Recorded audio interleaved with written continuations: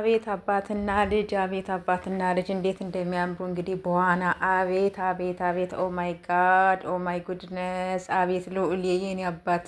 በቃ ጋይስ ድራማው እንደተጀመረ ነው። ምክንያቱም ትናንትና በተሰራው ቪዲዮ ማየታችኋል እንግዲህ የአብርሽና የሩታ ነገርና መክሰስ እንብላ እራት እንብላ ጋብዘኝ ምናምን እየተባባሉ ነበርና ስለዚህ ያው ብቻ የሆነ አሳሳቢ ነገር ነው የሚመስለኝ በእኔ በኩል ማለት ነው። የምር የሆነ ወዝግብግብ ያለ ነገር ነው የሚመስለኝ እና የኔ ወዶች የኔ ምርጦች እስኪ አብረን እናያለን። ዛሬ ደግሞ ምንድን ነው የሚፈጠረው? ሄርሜላም የለችም ዛሬ የኔ ውድ ነገር የኔ ቅመም የኔ እንቁ ማለት ናት። ሄርሜላም የለችም ማንም የለም።